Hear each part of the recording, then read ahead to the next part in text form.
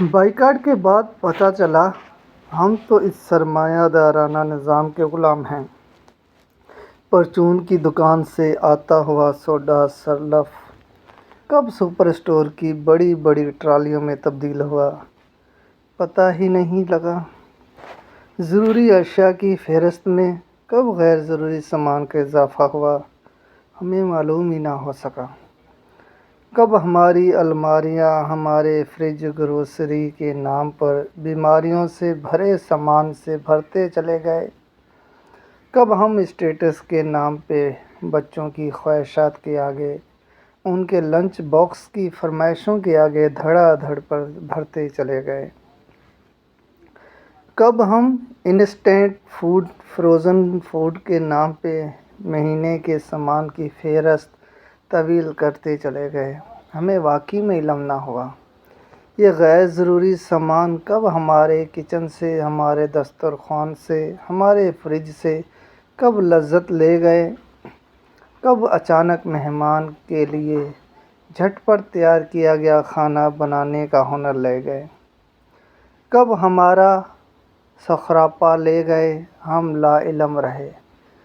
چند برس پہلے ہی کی تو بات ہے، ادھر مہمان آیا، ہم نے اپنی امی کو دیکھا، ایک طرف سالن چڑھایا، دوسرے چولہے پہ مٹر پلاؤ کی تیاری، ساتھ ٹماٹر کی چٹنی کے لیے لہسن چھل رہے ہیں۔ ادھر دسترخوان لگایا، ادھر امی نے سیویاں بھوننی شروع کر دی۔ دعوت کا کیا خوب اہتمام ہوتا، وہ بھی اچانک آئے مہمان کے لیے۔ اب جو اچانک کہیں پہنچ جائیں تو لاڈلی بیٹی نیکٹس تل کے لے آئے گی یا بہو بیگم آن لائن کھانا آرڈر کر دے گی۔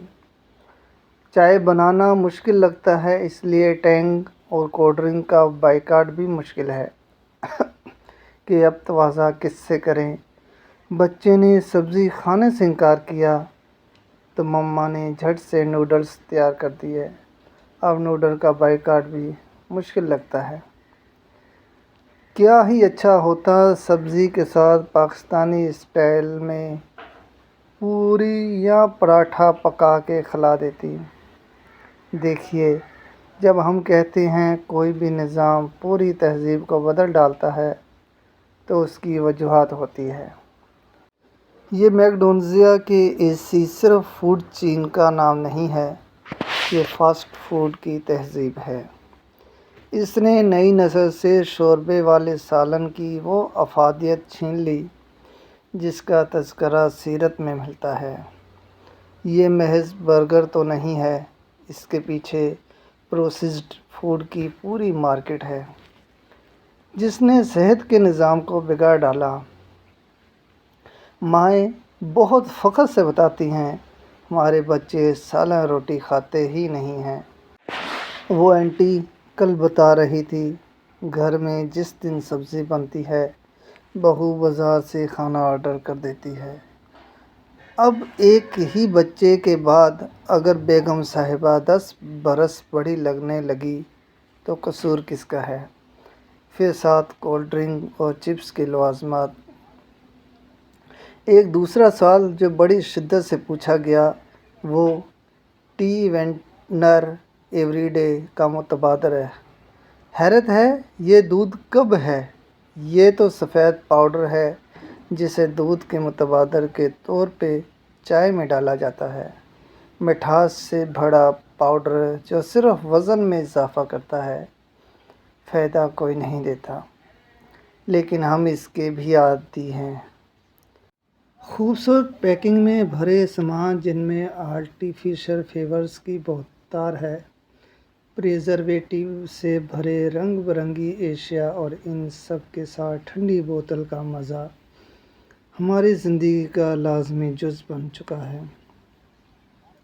آپ لاکھ کہیں یہ نقصان دہ ہے، ہم پیتے ہیں پلاتے ہیں، وہ تو شکر کریں اہل غزہ کا، ان کے ساتھ یکجہتی کرنے کھڑے ہوئے تو ہمیں علم ہوا ہم تو چیزوں کے غلام ہیں، ان کے آگے ہاتھ باندھے کھڑے ہیں۔ جب لوگ پاکولا کو متبادل بتاتے ہیں تو ہنسی آتی ہے۔ یہ تو خود شدید میٹھا زہر ہے۔ کچھ پینا ہے تو لیموں کا شربت بنا لیجئے، لسی بنا لیں یا سادہ پانی ہی بہترین ہے۔ مسئلہ تو یہ ہے کہ ہم پانی بھی برانڈڈ پیتے ہیں، گویا دنیا کی لذتوں کے آگے مجبور ہیں۔ اب جو رسی ڈھیلی کرنا شروع کی ہے تو حیران ہیں، خود سے سوال کرتے ہیں، کیا ہم واقعی اس قدر بے بس ہیں؟ صرف نیسٹل کی پروڈکٹس پر غور کریں تو 90% غیر ضروری اشیاء جنہیں ہم نے لازم و ملزوم ٹھہرایا، پھر ہم شکایت کرتے ہیں بچوں کے قد نہیں بڑھتے، بچوں کے قد نہیں بڑھ رہے، موٹاپا ہے، نوجوان جلدی تھک جاتے ہیں۔ یہ سب کیا ہے؟ یہ اسی عالمی معاشی نظام کی جگڑ بندیاں ہیں جس میں ہم برسوں سے جکڑے ہوئے ہیں، جس نے ہمارا خاندان، ہماری روایات کو بدل ڈالا، ہمارے پروان چڑھتے نوجوان سب کو اثر انداز کیا۔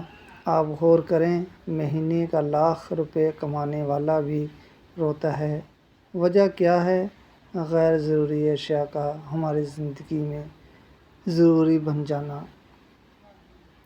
آپ نے اسرائیلی اور مغربی پروڈکٹس کا بائیکاٹ کیا، آپ کو مبارک ہو۔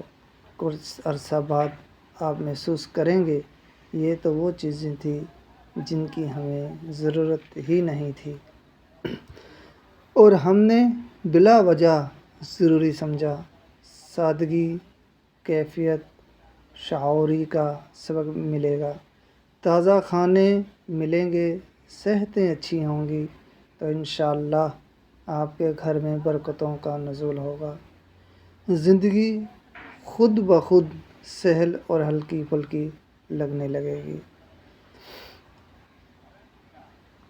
شکریہ اہل غزہ، آپ نے ہمیں ایک نئے رخ پر سوچنے کا موقع دیا۔